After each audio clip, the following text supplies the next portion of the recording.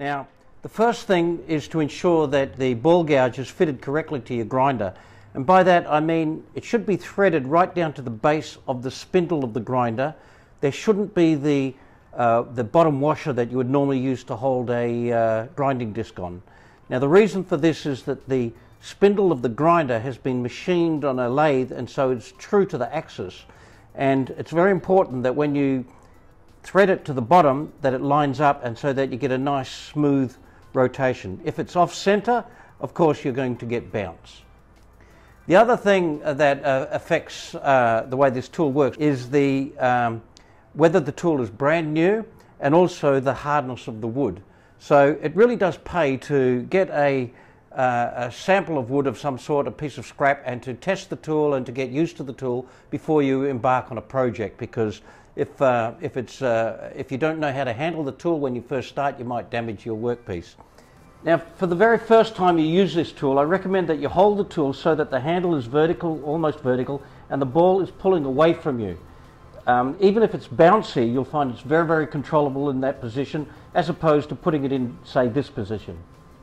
When the tool is very new, the grinding process, which produces a very sharp edge, can create a burr. And I notice with the burr, you tend to get more of a bounce on the tool, particularly on certain cuts and on certain woods. Now I've selected what I know is a very nice hard piece of wood here, and I just want to show you the technique for starting your first cuts and to get to know the tool. If you try to just do a full circular shape and just drop it straight down, especially in a very hard piece of wood like this, you may notice quite a bit of bouncing like this.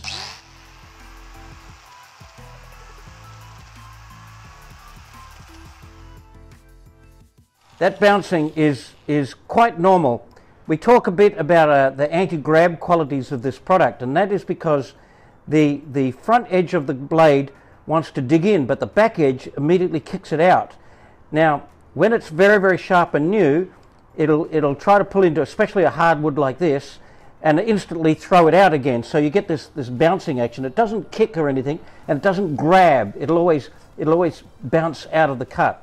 Now, the way to do your first cut is not to go in the full width of it, because when you go the full width, it grabs all the way around. You can see here where it's tearing the grain at the back here.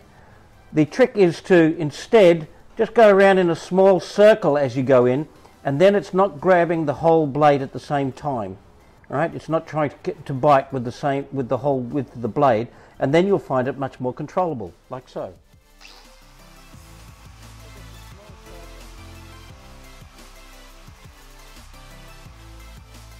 There you see just how much better a cut you get. Just like a normal gouge, if I cut backwards, you're going to get the tearing action. But if I just simply move it around in a circle, you can see what a beautiful cut I get. The trick is to not try to push it straight down into the wood, but to move it around a little bit. So now what I'm going to do is I'm just going to do a larger area and hollow it out. You'll see if I don't try to push it down deep, I just go lightly on the wood. If I was to envelop the whole blade in one cut, then you might get it chattering and grabbing. But if I move it around like so that it's only working at a point at any point, then you get a very smooth cut. The other thing is that the bottom of the blade, the bottom of the cutter, doesn't actually cut. If I lay it flat, it just goes around in a circle because the cutter is offset.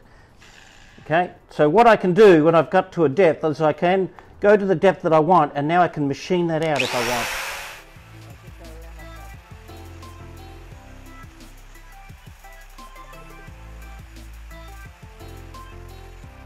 So here I've cut a nice flat surface there. I mean, you can see here it looks a bit white, but in actual fact it's quite smooth, and there's a nice radius in the outside. So the trick to avoid grabbing in that is to move to move the ball around. Now I'll go much deeper into the wood, because then I want to show you when you're into a deep cut just how to manipulate the tool as well.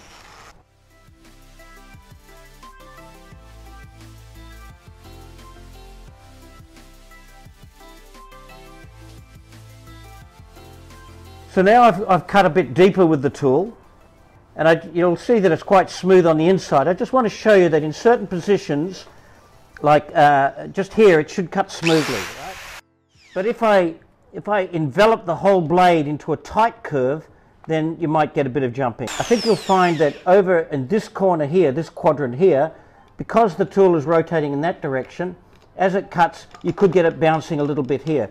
But the thing I would like to stress is that this anti-grab technology, although you get a bounce, it doesn't grab. So even though it might jump around a little bit, it's a very light jumping, and you can hang on to this tool very, very easily. All right, so I'll put it in the worst possible position, which is in that quadrant there. Now I can feel, if I go lightly, I can feel it sort of kicking a little bit as it wants to grab into the wood. But if I put a bit of force on it, I can just eat away there.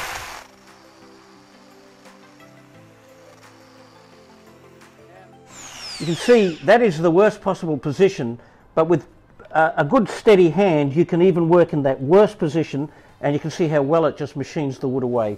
So there is a learning period to this tool.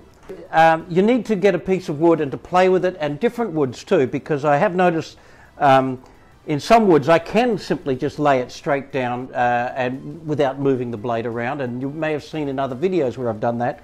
I've since found that if you just simply move the cutter around, as you penetrate, you'll find it a lot simpler and a lot smoother. And what I've noticed is that people very quickly learn to control the tool, and then they're away. And I hope you get as much enjoyment out of this tool as I have. Thank you.